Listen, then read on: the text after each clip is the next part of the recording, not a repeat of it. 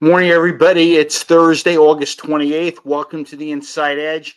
And Democrats have been in court for 2 days trying to knock the Green Party candidate for governor off the ballot. And that is a clear signal that Mikey Sherrill isn't taking anything for granted in her campaign against Jack Ciattarelli. The reason's clear. Green Party gubernatorial candidates get about 0.5% of the vote, give or take, or around 10,000 votes statewide, more or less. And that doesn't seem like a lot, except when it is. And in a close race, it could be the difference between winning and losing. And Democrats don't want Lily Benavides to be the spoiler who cost them the governorship.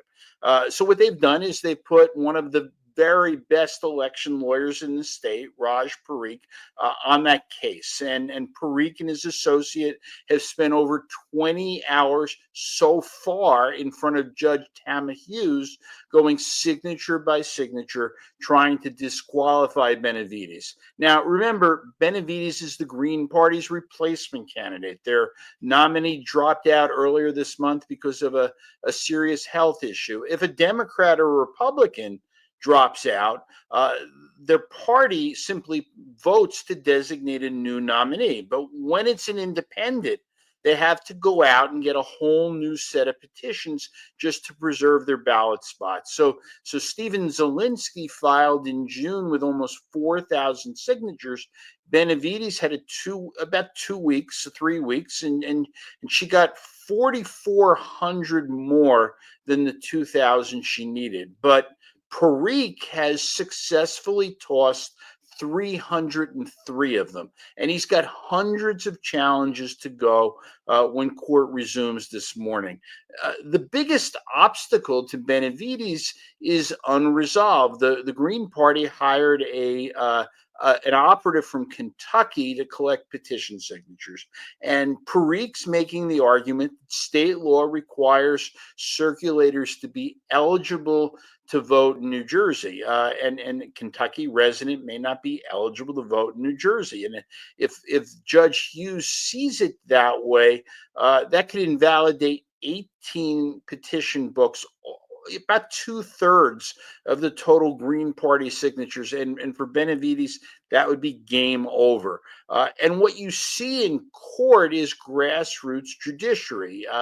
Parikh and the Green Party's Barry Bender arguing over signatures, curves, letters, loops, dots, dashes. Parikh late last night actually referred to one signature as looking like a sideways heart. And Raj Parikh has won about 71% of his challenges. He disqualified the signature of Michelangelo, who lives on Christopher Columbus Drive, because no one was registered there under that name. Bender is an honest broker. When they search the voter database without success, his mantras become, if you can't find them, you can't match them. But he dutifully notes that sometimes signatures don't look exactly like they do when they're signed on a clipboard. And here's a reminder, if you don't take this seriously. Tom Kean was elected governor by 1,797 votes statewide. That's less than 0.1% in an election where independents got about 1.2% of the total vote. That's going to be a wrap for me this week. Sorry, Brian Stack, and I'll be back on Tuesday.